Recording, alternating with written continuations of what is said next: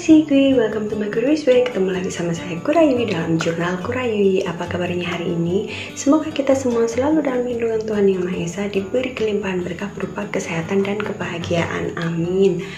Kali ini saya nggak akan berbagi tentang GERD atau anxiety, tapi masih termasuk dalam salah satu catatan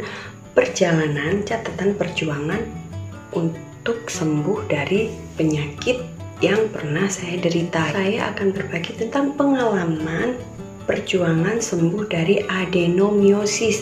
Jadi di buku ini kan tulisannya kan aku GERD, anxiety, dan adenomiosis. Nah, kita kan udah sering bahas GERD dan anxiety ya. Dalam kesempatan kali ini saya mau bahas tentang adenomiosis. Jadi sebenarnya tahun 2000, dimulai dari 2014 akhir ketika saya divonis GERD itu sampai tahun 2017 itu merupakan tahun penuh perjuangan buat saya, karena sejak divonis GERD itu terus ketahuan ada anxiety, GERD, terus ada anxiety, terus tipes kambuh, terus sampai ketahuan ada adenomiosis. Ini juga yang paling mengejutkan, karena saya tuh ya sebenarnya hampir sama GERD ya, nggak nyangka kok bisa kena penyakit ini gitu kan. Jadi benar-benar tahun yang boleh dibilang ya berat berat secara fisik dan mental gitu, karena ya tapi bersyukur juga mungkin karena sebelumnya hidup saya itu kacau balau, terus dengan didatangkannya GERD menyapa saya itu, jadi saya punya kesempatan untuk bisa mengubah hidup jadi lebih baik, plus tahu penyakit lain yang ada di dalam tubuh saya. Jadi dalam kesempatan kali ini saya akan berbagi tentang pengalaman sembuh dari adenomiosis. Simak yuk. Adenomiosis ini apa sih? Apa masih berhubungan sama anxiety dan GERD atau bukan? Jadi adenomiosis itu sebenarnya adalah salah satu gangguan atau jenis penyakit pada kandungan. Saya sendiri juga nggak menyangka gitu ya, tiba-tiba didiagnosisnya adenomiosis. Tapi ya walau begitu masih bersyukur, alhamdulillah, sama Tuhan dikasih kesempatan untuk tahu penyakit saya secara dini, jadi bisa diobati dan alhamdulillah bisa sembuh. Jadi kok jadi terus sih dari tadi. Oke, jadi kita mulai aja berbaginya tentang pengalaman sembuh dari adenomiosis. Adenomiosis itu sebenarnya apa sih? Ini karena penjelasannya agak sulit, saya nyontek di buku ini ya. Soalnya tadi udah baca tapi masih nggak nyangka, otaknya kurang, udah gaje. Keliru lagi, kok malah buka bab yang keliru. Oke, jadi saya akan baca penjelasan tentang adenomiosis itu apa, sedikit penjelasan secara medisnya ya. Mengutip dari artikel Dr. Suryo Wibowo MKK SPOK, adenomiosis adalah penetrasi dan bertumbuhnya jaringan endometrium atau jaringan yang melapisi dinding dalam rahim ke dalam myometrium atau lapisan otot rahim, sering disebut pula dengan endometriosis internal. Jadi penyakit ini sejenis endometriosis. Susah banget ya bahasa kedokterannya. Pokoknya intinya gitu. Nanti saya tulis di sini aja kali ya deskripsinya adenomiosis itu apa. Nah, waktu itu saya nggak nyangka kalau ternyata diagnosisnya seperti itu. Gejala yang saya rasakan itu sebenarnya termasuk gejala yang normal dialami perempuan kalau lagi datang bulan di hari pertama. Jadi gejala yang saya rasakan itu cuman di hari pertama itu nyeri haidnya itu nggak karuan banget, maksudnya udah sakit banget sampai nggak bisa beraktivitas apa-apa. Dan selain itu juga disertai gejala lain, mohon maaf ya, gejalanya itu mual, muntah, bahkan sampai diare. Awalnya sih saya mikir mungkin normal-normal aja, karena browsing pun nanya di Google, hasilnya juga kebanyakan emang cewek-cewek itu kalau mens ada yang sampai seperti itu, ada yang sampai pingsan, sampai muntah, sampai diare, itu emang ada kayak gitu. Terus sempet juga share sama salah satu temen, dia juga sama. Jadi kalau dia mens itu juga sampai muntah, diare, juga pernah pingsan. Saya juga pernah pingsan itu di hari pertama mens. Waktu itu kondisi lagi nggak fit ya, kalau nggak salah waktu itu masih dalam proses itu sih, masih dalam proses penyembuhan GERD dan anxiety. Jadi mens hari pertama, terus pagi-pagi itu keramas, terus cuaca juga lagi mendung gitu, jadi saya pingsan di kamar mandi, nggak ada yang tahu sampai akhirnya saya sadar sendiri. Kalau ingat momen itu ngeri ya. Jadi saya sadar itu udah terbaring di atas lantai kamar mandi gitu. Jadi itu, tapi masih belum kepikiran ada sesuatu yang salah di kandungan saya, nggak kepikiran seperti itu sampai akhirnya pada bulan 2 bulan terakhir di 2015 ya, di 2015 pokoknya. Saya itu kalau nggak salah ingat rencananya Oktober itu udah planning mau periksa ke dokter kandungan. Soalnya udah nggak tahan gitu loh, setiap kali mens hari pertama pasti sakit banget, nggak bisa beraktivitas, walaupun udah diminumin obat itu nggak banyak membantu gitu. Terus udah cerita ke ibu gitu kan, gimana kalau ini, terus dikasih izin, nggak apa-apa kalau emang pengen tahu jawabannya ya kita periksa ke Obgyn aja biar jawabannya tepat gitu kan.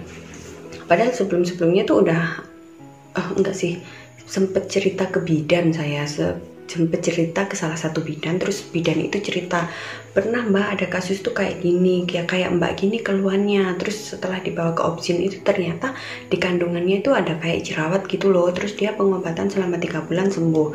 Terus waktu sharing-sharing ngumpul cewek gitu, pernah juga ada salah satu saudara jauh, dia kasusnya sama kayak yang diceritain bidan itu. Jadi di kandungannya itu kayak ada jerawat gitu. Jadi kan saya mikir, walaupun saya belum nikah, belum pernah hamil, jadi kemungkinan mungkin kasusnya kayak gitu. Akhirnya saya mantep buat yaudah periksa ke dokter aja biar lebih tepat gitu kan. Walaupun sempet ditentang nenek saya, soalnya nenek saya sempat bilang gini, biasanya keluhan kayak gitu itu wajar, nanti kalau udah menikah, mengandung lalu melahirkan anak tuh biasanya sembuh kayak gitu. Tapi saya kan udah nggak tahan tiap bulan kesiksa seperti itu gitu kan, walaupun di tempat kerja dapat izin kan, yang namanya sakit mana enak gitu kan ya.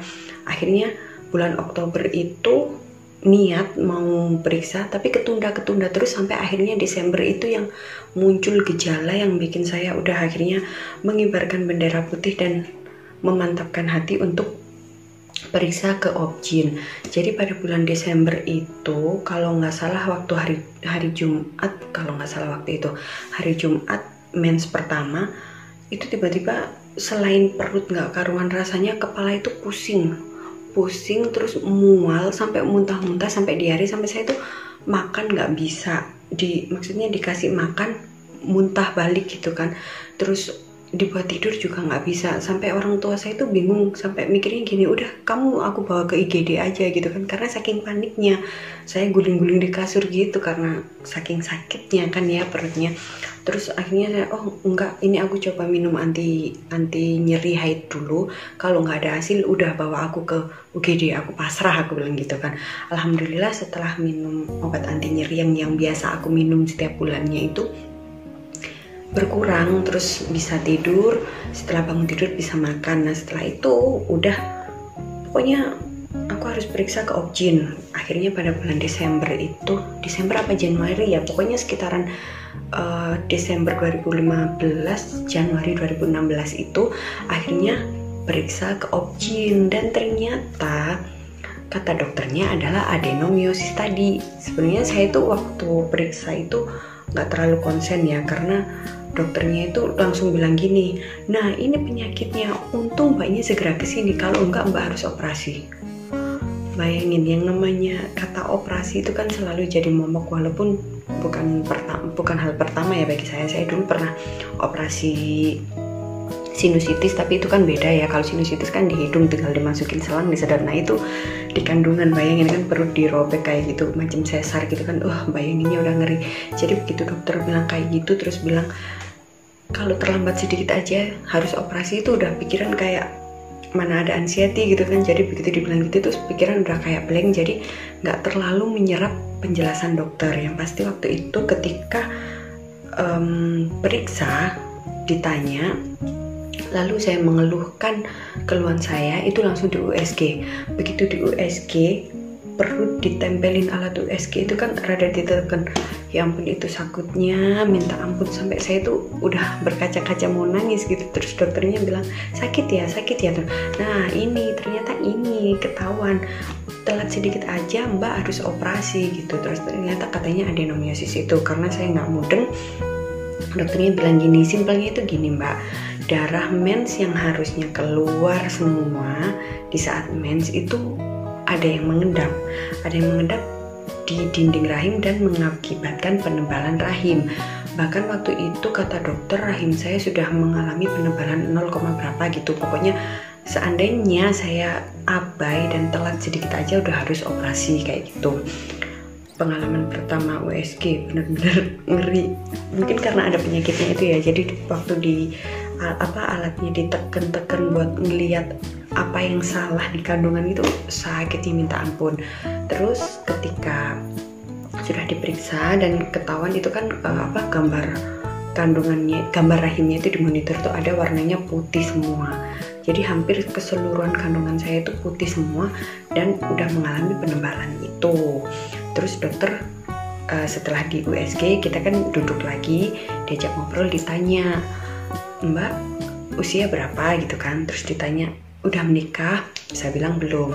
Terus ditanya lagi ada rencana menikah dalam waktu dekat ini, saya jawab enggak. Terus dokternya bilang oh ya udah alhamdulillah kok gitu, soalnya kalau misalnya ada rencana menikah atau sudah menikah mau ada rencana punya anak, menjalani pengobatan ini tuh nanti kasihan, karena metode pengobatan adenomiosis ini adalah kandungan kita dibuat tidak subur. Jadi seperti itu.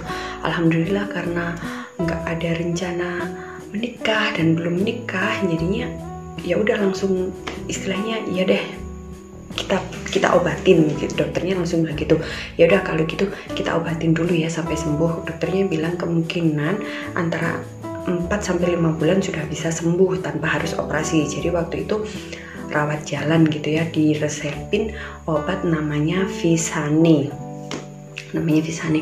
Nah itu terus saya kan nanya, takutnya apa ada kayak pantangan atau kayak gimana. Nah lucu dan begonya tuh saya nanya kayak gini, dok apa penyakit ini keturunan ya dok ya, soalnya ibu saya tuh pernah operasi miom. Habis nanya tuh saya kayak krik gitu, ih bego banget sih kamu Pura gitu, namanya miom sama itu kan beda gitu ya. Terus ternyata kata dokter oh enggak, ini bukan keturunan, ini emang sel-sel di tubuhnya mbak aja yang istilahnya itu abnormal kayak gitu, sehingga menyebabkan penebalan dinding lambung itu tadi, dinding kandungan itu tadi. Jadi nggak ada hubungannya sama sekali dengan faktor turunan dan sejenisnya. Terus saya nanya, apa ada pantangan makan dok? Misalnya nggak boleh makan ini, nggak boleh makan ini. Dokternya bilang nggak ada, udah apa aja makan, nggak apa-apa. Yang penting makanan 4 sehat itu ya, yang makanan penuh nutrisi, penuh gizi, perbanyak buah dan sayur, gak ada pantangan. Terus kalau bisa jangan stres gitu, dokternya bilang kayak gitu, jangan stres. Terus selain itu perbanyak olahraga, perbanyak minum air putih. Intinya nggak boleh stres selama pengobatan itu, nggak boleh stres. Soalnya juga dijelasin kan efeknya. Ini nanti kalau pengobatan ini tuh mbak kemungkinan nggak akan mens gitu, selama pengobatan nggak akan mens. Terus biasanya efeknya tuh ke rambut rontok. Saya udah nggak mikir. Maksudnya kalau masalah rambut rontok apa itu udah nggak mikir, udah pasrah lillahi ta'ala gitu ya. Yang penting saya dapet pengobatannya. Hal yang mengejutkan lagi, dokternya bilang gini, mbak ini kalau resep obatnya ini kalau karena saya waktu itu kan berobatnya ke klinik gitu ya, ke klinik yang ada objinnya. Beliaunya tuh dokternya bilang gini, biasanya di apotek kita tuh nggak ada, kalau nggak ada mbak tebus ke apotek A gitu kan ya. Ya waktu itu karena apa ya, udah sering berhubungan sama berobat, beli obat di apotek itu sebenarnya udah mikir bahwa obatnya itu kemungkinan mahal, tapi saya nggak mikir semahal itu gitu. Jadi pengalaman mengejutkan, paling mengejutkan selama istilahnya selama warawiri untuk berobat itu ya waktu nebus obat untuk adenomiosis ini. Begitu nama saya dipanggil, harganya disebutkan, saya sama sepupu saya tuh sama-sama melongo. Ya ampun, harganya ya untuk ukuran saya ya mahal banget gitu. Terus sepupu saya bilang gini, bawa uang nggak kak? Cukup nggak uangnya? Cukup gitu. Akhirnya kita tuh ke Malang bawa uangnya tuh mepet. Jadi kita biasanya kan kalau habis kontrol, habis periksa gitu kita pulang makan dulu lah. Apa itu enggak langsung pulang, karena kita kalau nggak salah waktu itu ngantongin uang bawa pulang tuh cuma tinggal 15.000 rupiah kalau nggak salah ingat antara 25 apa 15.000 gitu. Jadi habis nebus obat langsung pulang. Itu pengalaman yang apa ya, yang ya bikin itu sih kaget. Jadi buat temen-temen, kalau misalnya emang harus beli nebus resep atau beli obat ke apotek, sebisa mungkin jangan bawa uang mepet, itu aja. Nah, untuk pengobatan adenomiosis ini bagi pengguna BPJS, apakah ditanggung BPJS? Untuk biaya dokter iya, tapi untuk obat tidak di cover sama BPJS. Karena waktu itu saya tanya, kenapa dok kok obatnya nggak di cover sama BPJS, kok cuma dokternya aja yang di cover? Kata dokternya, karena pengobatannya termasuk dalam tipe pengobatan kecantikan. Saya nggak tahu itu kenapa bisa masuk kategori kecantikan, gimana pokoknya obatnya itu diresepin beli sendiri kayak gitu, nggak ditanggung BPJS. Tapi kalau untuk biaya dokter itu ditanggung sama BPJS. Jadi kayak gitu pengalaman saya berjuang melawan adenomiosis. Jadi kalau adenomiosis ini murni saya berobat ke dokter, selain itu didukung dengan tetap konsisten 3P, karena waktu itu kan juga masih ini ya, masih proses penyembuhan dari GERD dan anxiety. Jadi fokusnya ke situ. Yang penting saya mikirnya pegangannya kan dokter bilang perbanyak buah dan sayur. Nah jadi kan nggak bertentangan sama pola makan alkalin yang saya terapkan selama saya pengobatan selama saya pemulihan dari GERD itu. Jadi bisa berjalan bersinergi gitu ya. Terus di tengah pengobatan itu kan dokter pertama harus sekolah lagi, akhirnya saya pindah ke dokter kedua. Nah sama dokter kedua itu juga sama sih, disaranin pokoknya intinya nggak boleh stres, makan berbanyak buah dan sayur, terus harus olahraga. Waktu itu disaranin yoga, katanya yoga itu olahraga yang paling bagus untuk mungkin untuk memanage stresnya juga kali ya. Berhubung saya tinggal di desa, nggak ada tempat-tempat kayak gitu. Terus kata dokternya ya udah aerobik aja nggak apa-apa, atau jogging pagi juga nggak apa-apa, yang penting jangan lupa olahraga gitu, dan jangan stres. Yang paling utama itu jangan stres, karena stres adalah biang kerok dari segala macam penyakit. Jadi itu ya, kalau untuk adenomiosis ini saya murni pengobatan dokter. Jadi kalau ada teman-teman yang kirim inbox nanya, kak konsumsi herbal apa untuk adenomiosis, nggak ada, saya nggak ada sama sekali ya, murni Visani itu dari dokter.